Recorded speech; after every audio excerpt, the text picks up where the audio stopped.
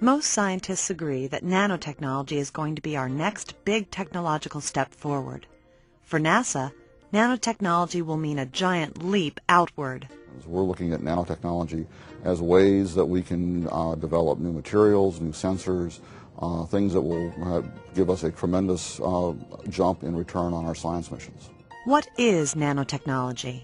Nanotechnology is about creation of useful or functional materials, structures, devices in the nanometer length scale, thousands of times smaller than the average human hair.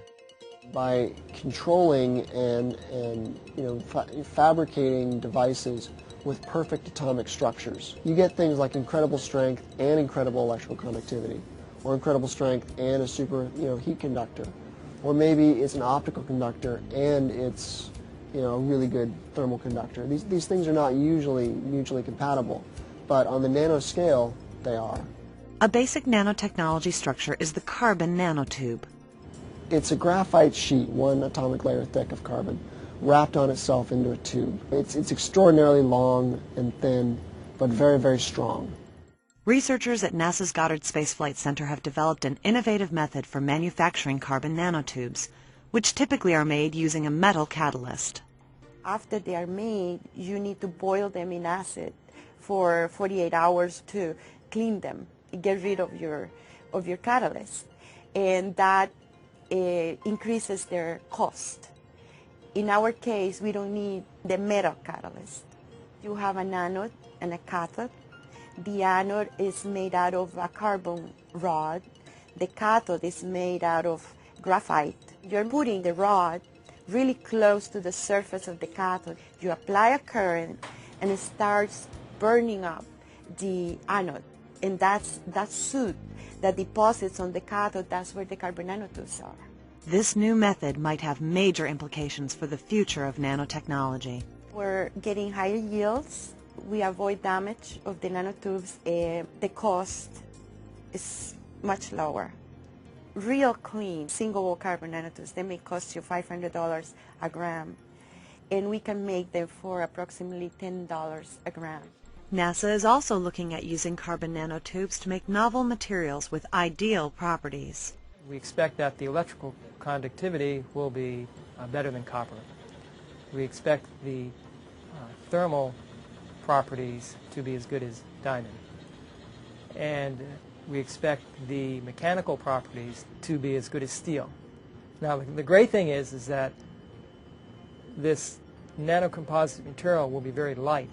These unique properties provided by carbon nanotubes are widely applicable to NASA space work.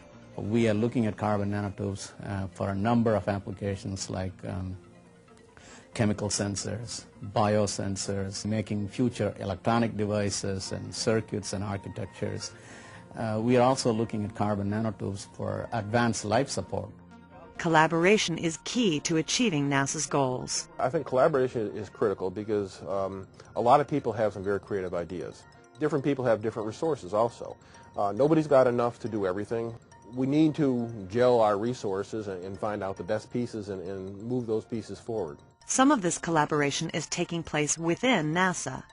NASA's newest focus on technology transfer is to find uses of technology development within the agency. We've been working with some of the other NASA centers, such as the Ames Research Center. We have a very wide portfolio of activities in nanotechnology.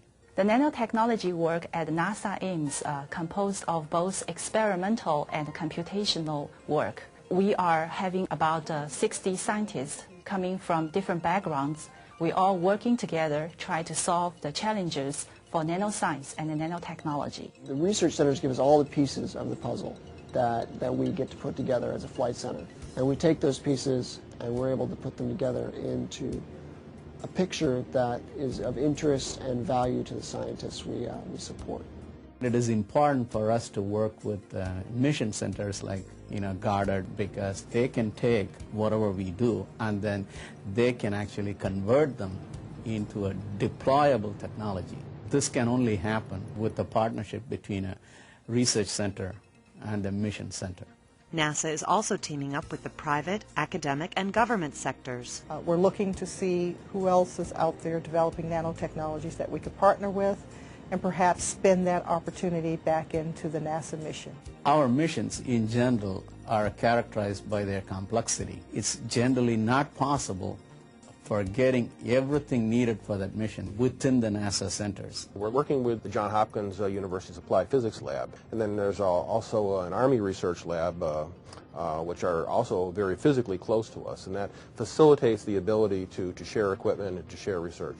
By broadening our scopes, we get access to top graduate students, faculty at universities. We get exposed to a lot of the issues within the commercial sector, a lot of startup companies. And NASA is part of the Nanotech Alliance. The Nanotechnology Alliance is a partnership of nonprofit organizations in the greater Washington area, federal laboratories, academic institutions, and some private nonprofit organizations as well.